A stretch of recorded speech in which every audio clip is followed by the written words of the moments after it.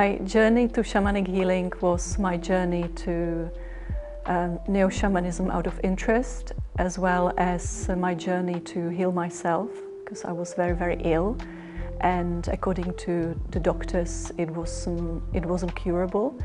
And shamanism fit me like a glove, because it is not a religion, it is a concept, it's a way of seeing the world and being in the world in connection with earth, with animals, with people. And it's something that I feel we all have tendencies to be drawn to, although we do not call it shamanism, because I've been like this all my life and I didn't know that there is such a thing as shamanism. And when I became a shamanic practitioner, it's rather a neo-shamanic practitioner, which is something slightly different than shamans as we know them from indigenous societies.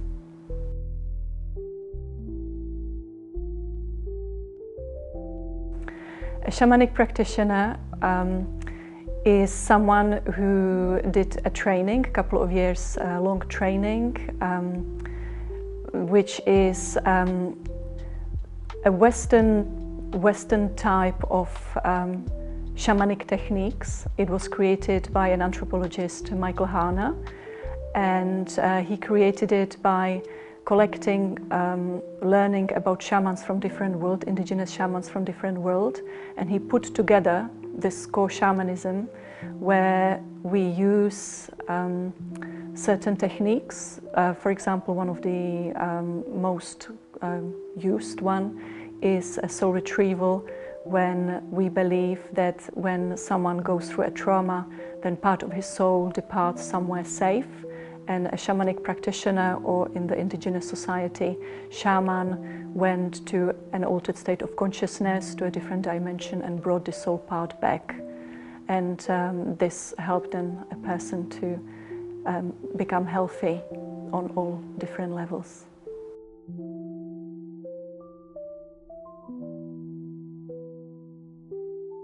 Shamanic healing is it's a whole healing. It's not only healing of the body, it's a psychological healing, and if the soul is whole, then the person is happy, feels fulfilled, and therefore is also healthy, because ill health it only shows that there is something missing in the psyche of the person.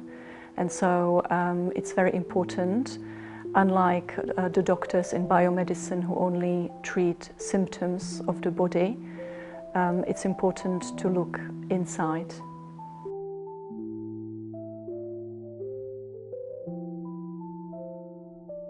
An empath is someone whose sensitivity is very high. There is a concept of sensitivity which is about how high sensitive people who have a certain person trait, which is that they tend to get overstimulated, or they process things very deeply, or they have huge empathy. They also feel subtle energy. Then people with these traits are called highly sensitive persons. And on the scale of the most sensitive of those most sensitive are the empaths, who not only feel other people very strongly and their illnesses, but they tend to absorb them like sponges. And there are also those who have very good non-local intuition, which means access to something that we may perceive as supernatural.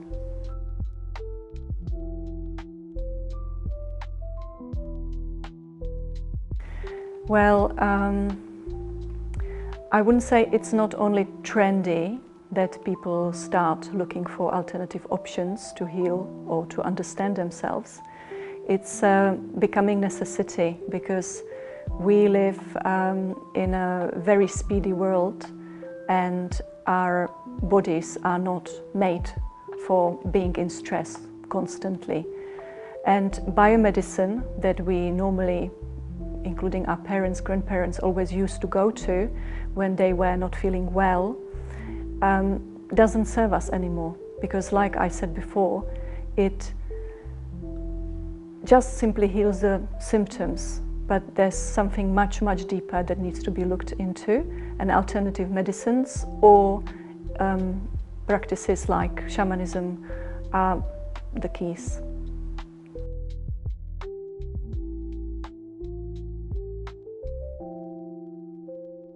The medicine that I offer is the medicine of heart, and after many years of trying to heal myself and understand myself, and it was quite a journey, I understood that if I really want to understand myself and understand my illnesses, then the only way is to go onwards and to go into my heart and into my body, because that's where all the answers are. And so I would suggest to anyone who is not well, who needs to, or who wants to heal themselves, to go into their heart. And there are many techniques how to do it, and it may not be an easy journey, but I think it's the only journey.